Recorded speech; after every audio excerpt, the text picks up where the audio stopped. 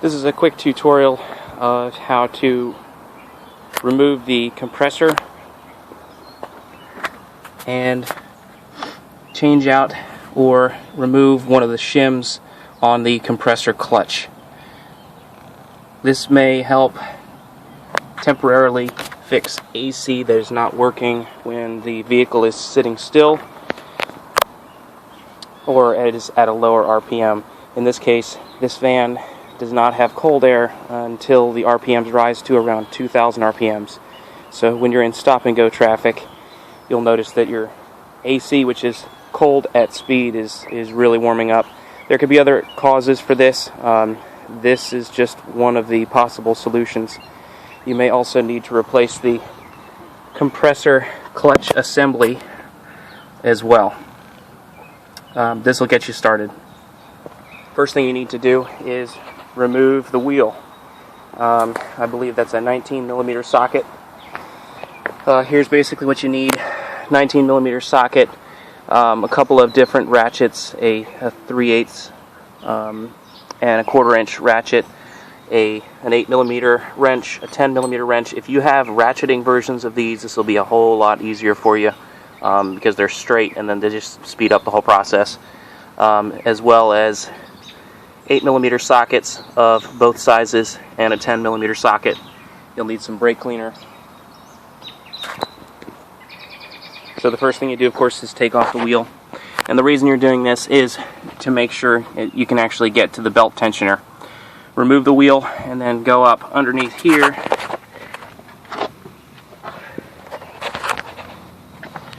Which is your tensioner right there. So you just basically need a 13mm wrench. It's not very tight usually, and you just press on that until you can take the belt off of your compressor up front.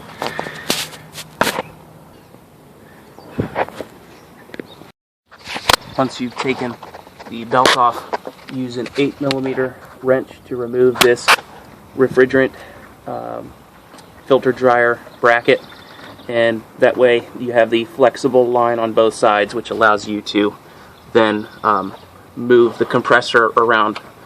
If you can see that, you can move your compressor around more freely once you've taken that off. You then need to remove the two mounting bolts on the bottom, as well as the two mounting bolts on top, along with a mounting bracket right here. Mounting bracket is right there. So that's attached up to this point right here. Unplug the compressor, and again, if you can use ratcheting wrenches, you're going to be in a lot better shape to get these 4 bolts off, because this area right here is where you're going to be working and it's really tight. Once you've done that, you'll be able to move the compressor, angle it down in a position so you can remove the wheel. So this is the outer part of the wheel. You're going to need a special tool, or in this case I made a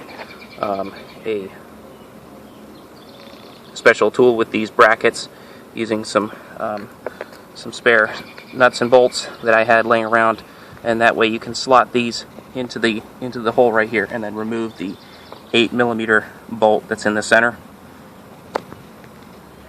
Once you've removed that 8mm bolt, carefully slide this outer piece off, and in my case I removed one of the shims. I don't know why they're called shims. It is a washer that's on the inside. It's another term, but remove that washer from inside here. This will reduce the clearance between the outer plate and the inner plate, which, if it's worn down, will hopefully fix the problem of it slipping at lower RPMs under lower current load. Once you remove that washer, the current load will be able to more easily bridge the gap, and this will lock against the compressor wheel, engage the compressor even at lower RPMs. This may or may not fix the problem. You may need to replace the whole compressor clutch assembly. This will get you started. You can either try this method, or if that doesn't work, you can remove the whole compressor clutch, which now is pretty much ready to go. The only additional step you would need if you're going to remove the compressor clutch assembly is you need a pair of circlip pliers, and you need to remove this circlip clamp right here, and then you can slowly pry the compressor clutch assembly off. The installation is the reverse of the steps I've just given you.